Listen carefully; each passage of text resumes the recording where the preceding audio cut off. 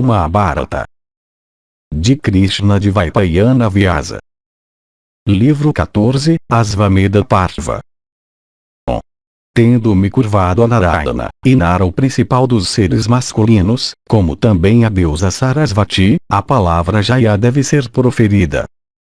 Capítulo 21. Criação do mundo e mente. O Brahmana disse. Em relação a isto é citada a seguinte história antiga. Compreenda de que tipo é a instituição dos 10 ou 3 sacerdotes sacrificantes. O ouvido, a pele, os 2 olhos, a língua, o nariz, os 2 pés, as 2 mãos, o órgão genital, o ducto inferior, e a fala, estes, ó Bela, são os 10 sacerdotes sacrificantes. Som e toque, cor e gosto, cheiro, palavra, ação, movimento, e a saída da semente vital, da urina e das fezes, são as 10 libações. Os pontos do horizonte, quadrantes, vento, sol, lua, terra, fogo, Vishnu, Indra, Prajapati, e Mitra, estes, ó Bela, são os 10 fogos, sacrificais. Os 10 órgãos, de conhecimento e ação, são os sacerdotes sacrificantes. As libações, ó Bela, são 10. Os objetos dos sentidos são os combustíveis que são lançados nestes 10 fogos, como também a mente, a qual é a concha, e a riqueza, isto é, as ações boas e más do sacrificador. O que é afirmado nessa passagem é, resumidamente, isto: o ouvido, etc. São os outris ou sacerdotes sacrificantes que devem derramar libações no fogo sacrificial. As percepções e funções daqueles órgãos constituem o avi ou libações que devem ser derramadas. Os pontos, vento, etc. são Agni ou fogos sagrados, nos quais elas devem ser derramadas. Os objetos do sentido são combustível, previamente descrito como avi ou libações, que devem ser queimados por serem lançados nos fogos. O que resta é o conhecimento puro, sublime. Nós sabemos que todo este universo foi bem diferenciado do conhecimento. Todos os objetos de conhecimento são mente. O conhecimento somente percebe, isto é, descobre a mente sem ser ligado a ela. O conhecedor, ou Jiva, envolvido em forma sutil, vive dentro do corpo grosseiro que é produzido pela semente vital. O condutor do corpo é o fogo Garapatya, coração. Dele é produzido o outro. A mente é um fogo Avaniyama. O fogo Avaniya ou mente é a boca. Nele é derramada a oblação. Disso foi produzido o Veda, ou palavra. Então nasceu a mente. A mente, desejosa de criação, se estabelece no Veda, ou a palavra. Dele surge forma, ou cor, indistinta por cores específicas. Esta corre em direção à mente. Alimento ou fogo, derramado na boca, se desenvolve em fala ou palavra.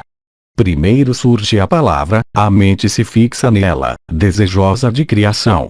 A esposa do Brahmana disse: porque a palavra surgiu primeiro e porque a mente surgiu depois, visto que a palavra começa a existir depois de ter sido pensada pela mente. Sobre que autoridade pode ser dito que Mati, Prana, se refugia na mente? Porque, além disso, no sono sem sonhos, embora separado da mente, o prana não percebe todos os objetos. O que é aquilo que o reprime então? No sono sem sonhos a mente desaparece totalmente. Se é na mente que o prana se apoia, porque o prana também não desaparece. Ele é visto se separar da mente, pois ele continua a existir enquanto a mente não existe.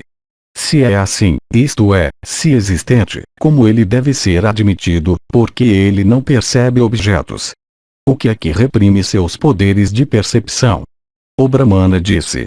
O Arapana, se tornando senhor, isto é, trazendo prana sob seu controle, por tal domínio sobre ele, o faz idêntico com ele mesmo. Aquele movimento reprimido do ar prana, o qual no momento se torna idêntico àquele do apana, é citado como sendo o movimento da mente. Por isso a mente é dependente do prana, não prana da mente. Portanto, no sono sem sonhos, após o desaparecimento da mente, o prana não desaparece. Mas já que tu me fizeste uma pergunta acerca da palavra e da mente, eu irei, portanto, relatar para ti uma conversa entre elas.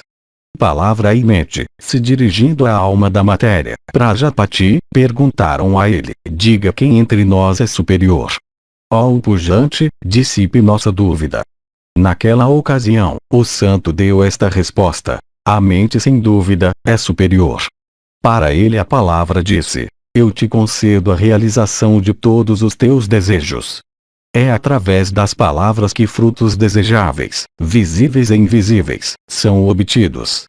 Naturalmente, palavra significa fala normal e mantras védicos. O Brahmana disse: saiba que eu tenho duas mentes, imóvel e imóvel. Aquela que é imóvel está, realmente, comigo. A móvel está em seu domínio. O Brahmana está repetindo a resposta que Bhutatman, isto é, Prajapati ou Jiva, deu para a palavra. Imóvel, de acordo com Nilakanta, significa aquilo que é perceptível pelos sentidos externos. Imóvel, aquilo que está além do alcance dos sentidos, tal como o céu, etc. O mundo externo sendo somente uma manifestação da mente, ele é citado aqui como idêntico a ela. Assim, as ideias na mente as quais não são devido aos sentidos, são somente a mente. Esta é a mente móvel. Aquela mente depende da palavra ou as escrituras. É na verdade chamada de imóvel aquela mente que, na forma de mantra, letra, ou voz, é atribuível ao teu domínio. Por isso, tu és superior à outra mente a qual tem relação somente com o mundo externo. Mas já que, vindo por tua própria vontade, ó bela, tu entraste na obrigação, acerca da realização de todos os desejos, portanto, me enchendo com fôlego, eu te profiro. A deusa palavra costumava sempre morar entre prana e apana. Mas, ó abençoada, caindo no apana, embora incitada para cima, por se tornar dissociada de prana, ela correu para Prajapati e disse: fique satisfeito comigo, ó santo. O prana apareceu, mais uma vez nutrindo a palavra. Por isso, a palavra, encontrando exalação profunda, nunca profere qualquer coisa. A palavra sempre flui como dotada de expressão vocal ou não dotada dela. Isto é, como barulhenta e silenciosa. Entre esses dois, a palavra sem expressão vocal é superior à palavra com expressão. Como uma vaca dotada de leite excelente, ela, a palavra sem expressão vocal, produz diversos tipos de significado. Esta sempre produz o eterno, isto é, emancipação, falando de Brahman. Solto de belos sorrisos, a palavra é uma vaca, por sua força que ambas, divina e não divina. Veja a distinção destas duas formas sutis de palavra que flui. A esposa do Brahmana disse: o que a deusa da palavra então disse: nos tempos passados, quando, embora impelida pelo desejo de falar, a fala não pôde sair. O Brahmana disse: a palavra que é gerada no corpo por prana, então alcança o apana do prana. Então transformada em udana e saindo do corpo, envolve todos os quadrantes, com Vyana. Depois disso, ela mora em Samana. Exatamente dessa maneira a palavra falou antigamente. Por isso a mente, por ser imóvel, é distinta, e a deusa palavra, por ser móvel, também é distinta. Capítulo 22. 7 sacerdotes sacrificantes: nariz, olho, língua, pele, ouvido, mente, compreensão. Sua independência. O Brahmana disse: em relação a isto é citada a história antiga, ó abençoada, de qual é a instituição dos 7 sacerdotes sacrificantes. O nariz, o olho, a língua, a pele, e o ouvido numerando o quinto, a mente, e a compreensão, estes são os 7 sacerdotes sacrificantes, permanecendo distintamente uns dos outros. Residindo no espaço sutil, eles não percebem uns aos outros. Ó bela, conheça estes sacerdotes sacrificantes, que são 7 por sua natureza. A esposa do Brahmana disse: como é que morando no espaço sutil esses não percebem uns aos outros? Quais são suas, respectivas, naturezas, ó santo? Diga-me isto, ó Senhor. O Brahmana disse: Não conhecer as qualidades de algum objeto é ignorância daquele objeto, enquanto o conhecimento das qualidades é chamado de conhecimento do objeto que possui aquelas qualidades. Estes 7 nunca conseguem compreender ou conhecer as qualidades uns dos outros. A língua, o olho, o ouvido também, a pele, a mente e a compreensão não conseguem perceber cheiros. É só o nariz que os apreende.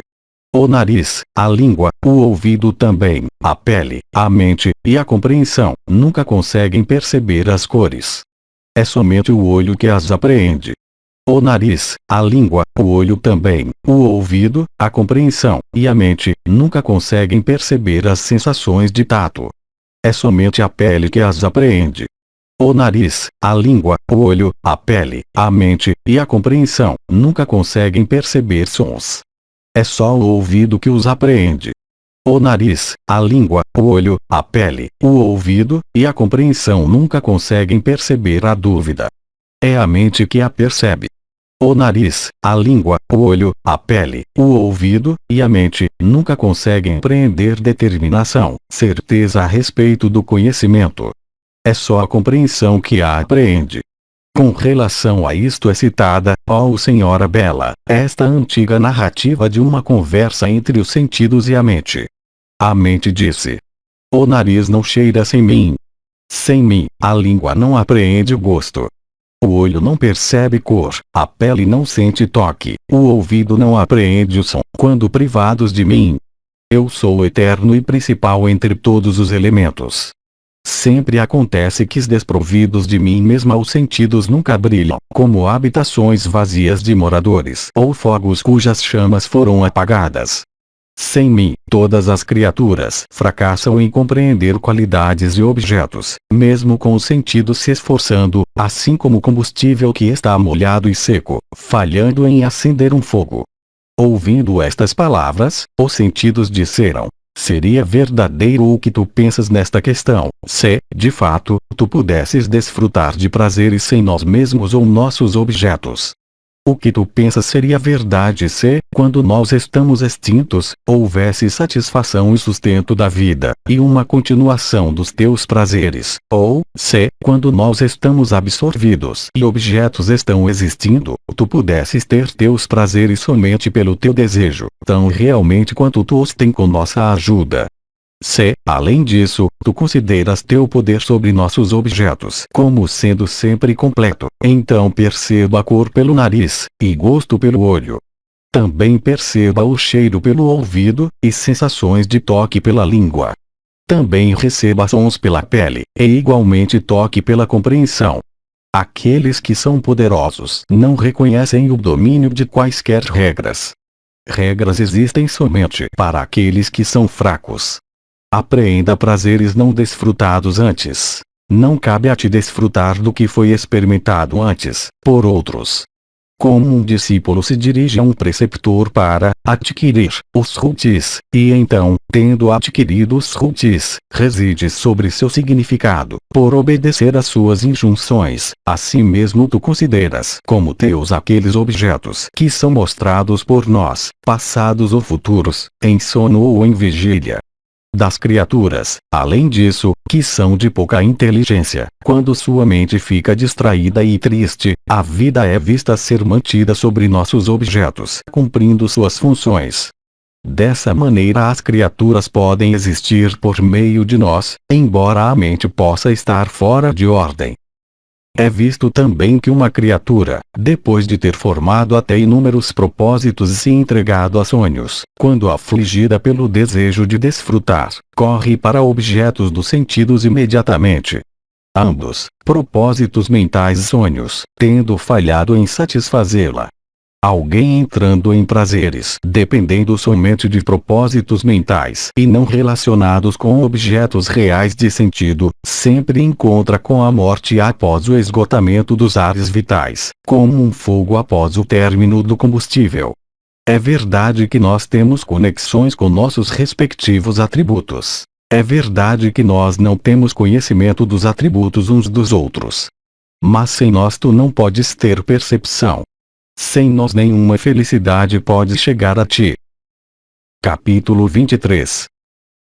Nenhum dos 5 ares vitais é superior aos outros. O Brahmana disse: a respeito disso, ó Dama abençoada, é narrada a antiga história sobre qual é o tipo da instituição dos 5 sacerdotes sacrificantes. Os eruditos reconhecem como um grande princípio que Prana e Apana e Udana e Samana e Vyana são os 5 sacerdotes sacrificantes. A esposa do Brahmana disse que naturalmente as 7 sacerdotes sacrificantes era minha convicção anterior. Que o grande princípio seja declarado para mim quanto a como, realmente, é 5 o número dos sacerdotes sacrificantes. O Brahmana disse: o vento estimulado pelo prana subsequentemente toma nascimento em Apana. O vento estimulado em Apana então se torna desenvolvido em Vyana. Fomentado por Vyana, o vento é então desenvolvido em Udana. Estimulado em Udana, o vento é então gerado como Samana. Aqueles bons seres nos tempos passados questionaram o avô primogênito, dizendo: diga quem entre nós é o principal. Ele, a quem tu indicares, será nosso chefe. Brahmana disse: ele após cuja extinção todos os ares vitais se tornam extintos nos corpos das criaturas vivas, ele sobre cujo movimento eles se movem, é realmente o principal, entre vocês. Vão para onde vocês quiserem. Prana disse: após minha extinção todos os ares vitais se tornam extintos nos corpos das criaturas vivas. Sobre meu movimento eles também se movem. Eu sou, portanto, o principal. Vejam, eu entro em extinção. O Brahmana continuou. Prana então se tornou extinto e mais uma vez se movimentou. Então o Samana e o Udana também, ó abençoada, disseram estas palavras. Tu não moras aqui, permeando tudo isto, como nós fazemos. Tu não és o principal entre nós, ó Prana. Somente, Apana está sob teu domínio. Prana então se moveu, e para ele Apana falou. Apana disse: quando eu me torno extinto, todos os ares vitais se tornam extintos nos corpos das criaturas vivas. Quando eu me movo, elas também movem. Eu sou, portanto, o principal. Veja, eu entro em extinção. O Brahmana continuou. Para Apana que disse isso, Vyana e Udana disseram: ó Apana, tu não és o principal. Somente, Prana está sob teu domínio. Então Apana começou a se mover. Vyana mais uma vez se dirigiu a ele dizendo: eu sou o principal de todos, os ares vitais. Escute por que razão. Quando eu me extingo, todos os ares vitais se extinguem nos corpos das criaturas vivas. Quando eu me movo, elas também se movem. Eu sou, portanto, o principal. Veja, eu entro em extinção. O Brahmana continuou. Então Vyana entrou em extinção e mais uma vez começou a se mover. Nisto, Prana e Apana e Udana e Samana se dirigiram a ele, dizendo: tu não és o principal entre nós, ó Vyana. Somente, Samana está sob teu domínio. Vyana então começou a se mover e Samana disse para ele: eu sou o principal de vocês todos. Escutem por qual razão. Quando eu me torno extinto, todos os ares vitais se extinguem nos corpos das criaturas vivas. Quando eu começo a me mover, elas também se movem. Por isso eu sou o principal. Vejam, eu entro em extinção. Então o Samana começou a se mover. Para ele Udana disse: eu sou o principal de todos os ares vitais. Escute por que razão. Quando eu me torno extinto, todos os ares vitais se extinguem nos corpos das criaturas vivas. Quando eu me movo elas também se movem. Por isso eu sou o principal. Vejam, eu entro em extinção. Então Udana, depois de ter entrado em extinção, começou mais uma vez a se mover. Prana e Apana e Samana e Vyana disseram para ele: ó Udana, tu não és o principal entre nós, somente Vyana está sob teu domínio. O Brahmana continuou. Para eles reunidos juntos, o Senhor das criaturas, Brahma, disse: nenhum de vocês é superior aos outros. Vocês são todos dotados de atributos específicos. Todos são os mais importantes em suas próprias esferas, e todos possuem atributos especiais. Assim falou para eles, que estavam reunidos, o Senhor de todas as criaturas. Há um que é imóvel, e um que é móvel. Por atributos especiais, há 5 ares vitais. Meu próprio eu é um. Aquele um se multiplica em muitas formas, tornando-se amistosos uns para os outros, e satisfazendo uns aos outros, vão em paz. Bênçãos para vocês, sustentem uns aos outros. Capítulo 24. 5 ares vitais. O Brahmana disse. Com relação a isto é citada a antiga história da conversa entre Narada e o Rishi Devamata. Devamata disse. O que, na verdade, vem primeiro à existência, de uma criatura que toma nascimento. É prana, ou apana, ou samana, ou vyana, ou dana. Narada disse. Por qualquer que a criatura seja criada, chega a ela primeiro aquele que é diferente, ou separado dela. Os ares vitais devem ser conhecidos como existindo em pares, isto é, aqueles que se movem transversalmente, para cima e para baixo. Devamata disse. Por quem, entre os ares vitais, uma criatura é produzida? Quem, entre eles vem primeiro? Diga-me quais são os pares de ares vitais que se movem transversalmente, para cima e para baixo. Narada disse. De Sankalpa, desejo, surge prazer. Ele também provém do som. Ele surge também do gosto. Ele surge também da cor. Do sêmen, unido com sangue, primeiro flui prana. Após o sêmen ser modificado por prana, flui apana. O prazer provém do sêmen também. Ele surge do gosto também. Esta é a forma, efeito, de udana. Prazer é produzido da união. Sêmen é gerado pelo desejo. Do desejo é produzido fluxo menstrual. Na união de sêmen e sangue, gerada por samana e vyana, o par que consiste em prana e apana, entra, se movendo transversalmente e para cima. Vyana e samana formam um par que se move transversalmente. Agni, fogo, é todas as divindades. Este mesmo é o ensino do Veda. O conhecimento de Agni surge em um Brahmana com inteligência. A fumaça daquele fogo é da forma, do atributo chamado, ignorância. O atributo que é conhecido pelo nome de paixão está em suas cinzas. A qualidade de bondade resulta daquela parte do fogo na qual a oblação é derramada. A chama ardente é um atributo de bondade. Aqueles que estão familiarizados com sacrifícios sabem que samana e vyana são do atributo de bondade. Prana e apana são porções da oblação, de manteiga clarificada. Entre eles está o fogo. Aquele é a forma, ou base, excelente de udana, como os brahmanas sabem. Escute enquanto eu digo o qual é distinto dos pares. Dia e noite constituem um par. Entre eles está o fogo. Aquele é o alicerce excelente de udana, como os brahmanas sabem. O existente e o inexistente formam um par. Entre eles está o fogo. Aquele é a base excelente de udana, como os brahmanas sabem. Primeiro é samana, então vyana. A função do último é gerenciada por este, isto é, samana. Então, em segundo lugar, samana mais uma vez entra em operação. Somente vyana existe para a tranquilidade. A tranquilidade é o Brahman eterno. Esta é a base excelente de udana, como os brahmanas sabem. Capítulo 25. Brahmana continua sobre sacrifício Chaturotra, alimento reduzido. O Brahmana disse. Em relação a isto é narrada a antiga história de qual é a instituição do Chaturotra, sacrifício. Estão agora sendo devidamente declaradas as ordenanças disso em sua totalidade. Ouçam-me, ó Dama amável, enquanto eu declaro esse mistério extraordinário. O agente, o instrumento, a ação e a emancipação, estes, ó Dama bela, são os 4 sacerdotes sacrificantes por quem o universo é envolvido. Ouça em sua totalidade a atribuição de causas, relativas a este tópico.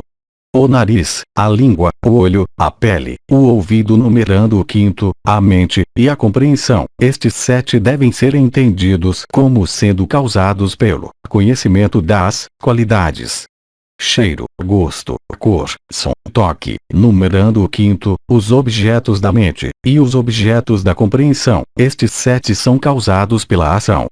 Aquele que cheira, aquele que come, aquele que vê, aquele que fala, aquele que ouve, numerando o quinto, aquele que pensa, e aquele que compreende. Estes 7 devem ser conhecidos como causados pelo agente.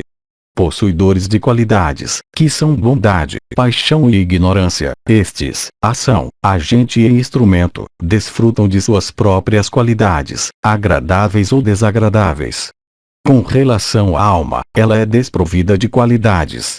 Estes 7 são as causas da emancipação. Para aqueles que são eruditos e possuidores de compreensão suficiente, as qualidades, as quais estão na posição de divindades, comem as oblações, cada uma em seu lugar apropriado, e de acordo com o que é ordenado. A pessoa que é desprovida de erudição, comendo diversos tipos de alimento, vem a ser tomada pelo senso de meu. O que é afirmado nesses 2 versos é isto: são os sentidos que desfrutam, e não a alma. Isto é bem conhecido por aqueles que são eruditos. Por outro lado, aqueles que não são eruditos consideram isto ou aquilo como sendo deles, quando na realidade eles são diferentes deles. Eles são deles mesmos, e não seus sentidos, embora eles considerem a si mesmos como os últimos, se identificando de modo ignorante com coisas as quais eles não são. Digerindo alimento para si mesmo, ele vem a ser arruinado pelo senso de meu. Comer alimento que não deve ser comido, e beber vinho, o arruinam.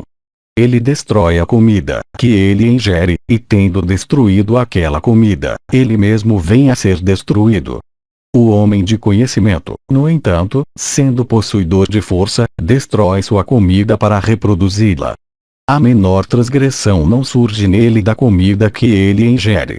O que quer que seja pensado pela mente, o que quer que seja proferido pela fala, o que quer que seja ouvido pelos ouvidos, o que quer que seja visto pelos olhos, o que quer que seja tocado pelo sentido do tato, o que quer que seja cheirado pelo nariz, constituem oblações de manteiga clarificada, as quais devem todas, depois de controlar os sentidos com a mente numerando o sexto, ser despejadas naquele fogo de grandes méritos que queima dentro do corpo, isto é, a alma.